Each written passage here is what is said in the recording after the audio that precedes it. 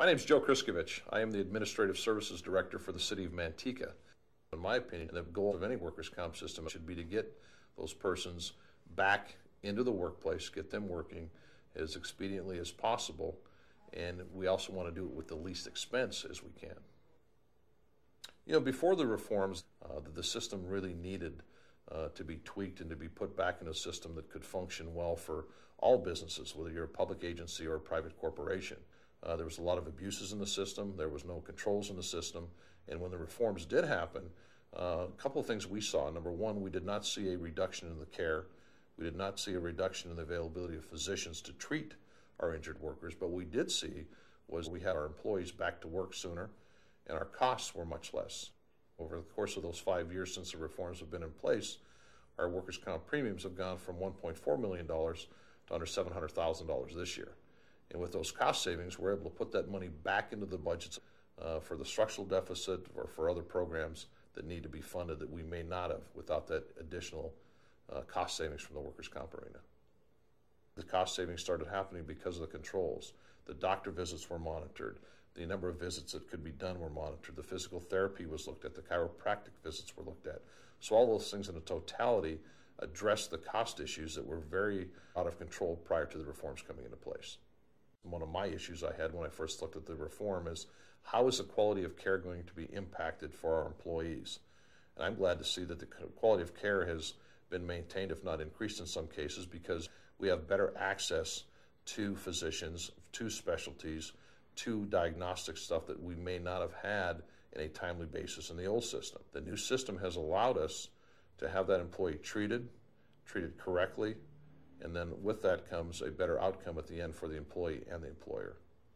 Well, I think the permanent disability with the reforms has changed, and I think changed for the better. The old system was, most persons would always be found with some type of permanency or a permanent disability award. The persons who need to get the disability awards, that have the definite injuries, that need the permanent disability, should be getting that money. The old system, everyone was kind of entitled to some type of permanency, and there was people that had 40 or 50% permanent disability still doing their normal and customary job. And if you think about that, how can a person be 40% or 50% disabled and still able to do their usual and customary job? And I think the state has done a very good job of trying to say, you have this, you meet this criteria with the new reforms, therefore you're entitled to X. Now we're starting to see some deviation from that reform. People get into the system and they find, if you would, an area or an avenue where they can maybe go outside those boundaries. And once that happens and it works and you may get some case law, then all of a sudden all those reforms or all those elements or parts of those elements of those reforms are now changed. And as we're getting more and more of them, I think it's compromising the reforms or the ideals of the reforms that were put in place a few years ago. So I think we need to revisit that, because that can really compromise any of the reforms that were made, and potentially to put us right back in those same cost areas, put us right back in those same lack of control that we've experienced the control now, which we didn't have prior to the reforms. As the medical costs increase, our premiums ultimately are going to increase as well. It'd be nice to be able to hold those medical costs where they've been the last couple of years, but again, we're starting to see that trend creep up again, and we don't want to have to get to the point where we were in 2004, where our average cost of medical was almost $2,000 more per case than it is today. And so I think it's going to be a real challenge here in the next year to 2 years to see exactly what direction this whole workers' comp arena goes.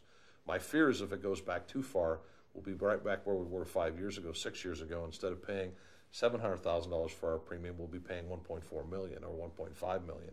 And then again, that affects everything we do internally as a city.